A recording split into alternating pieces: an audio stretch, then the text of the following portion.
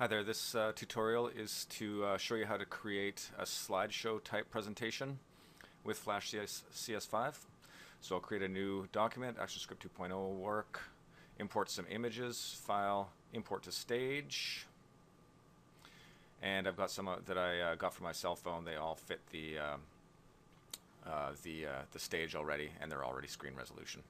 So I'll select all of those images, click, Control click will allow me to do that.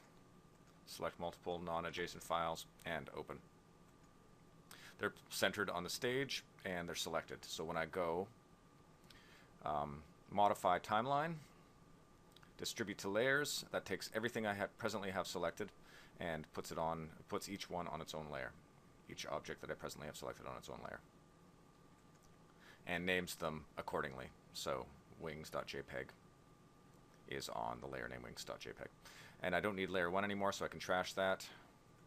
Select layer 1, click on trash. So we've just got the 4 layers with the 4 images. I'm going to have these fade in and then remain static and then fade out. In order to make bitmap images fade, they have to be inside of a symbol. I'll put them inside of a graphic symbol. If you require additional functionality such as blending modes and whatnot and filters, then you can put them inside of a movie clip symbol. For the purposes of this tutorial, I'll just keep it simple and put them in a graphic symbol.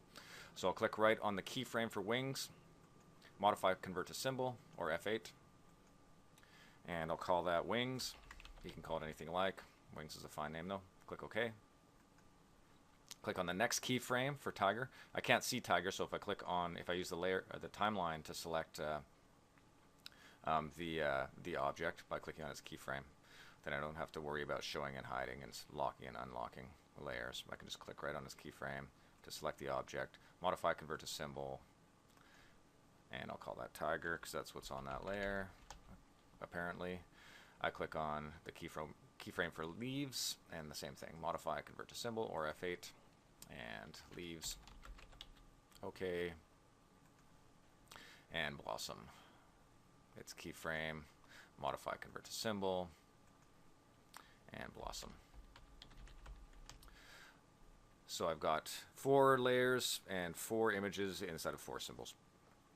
So I'm going to hide all of my layers and reveal wings so that I can work on its animation sequence.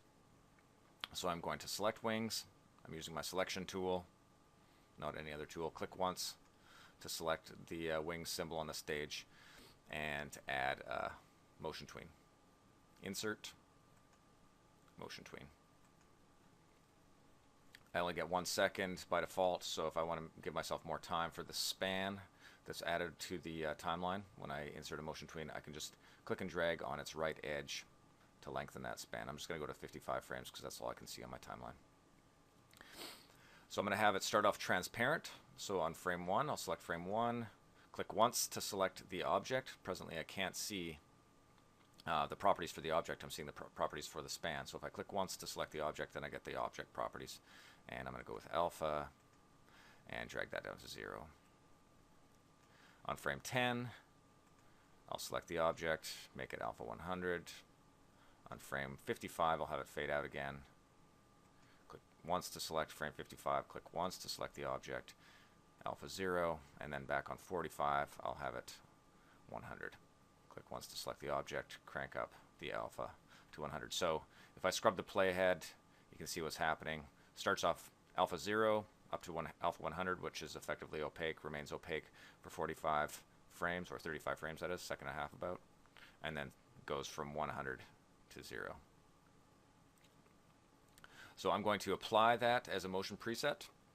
Save it as a motion preset so that I can apply it to the other objects. So if I just select the span, I can open up my motion presets, window motion presets, and I'll add a new motion preset. I'll call it fade in, or maybe I'll call it image fade in, static fade out, something like that. Just a descriptive name. And I can toggle this motion presets by clicking on this button here. Notice we have a little tooltip that tells us what that button is, each one. These are just common windows, common panels. So I'll turn that off so I can see my stage.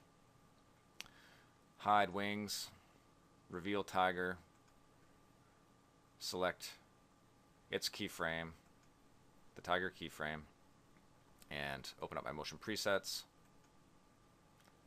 Choose the preset I want to apply and apply it.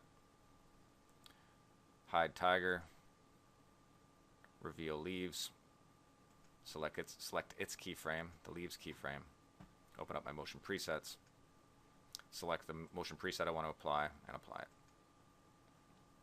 Hide leaves, reveal blossom, select the blossom keyframe, and motion presets, select the motion preset that I want to apply and apply it. So we have all of the images fading in. I'll just toggle that off. All of the images fading in, they remain static, and then they fade away. We want them to happen one at a time, one after the next.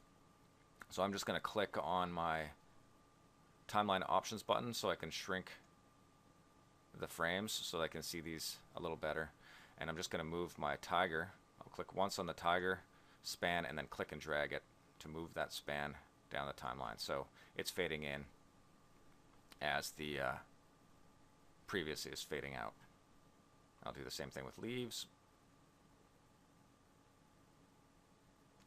And the same thing with blossom.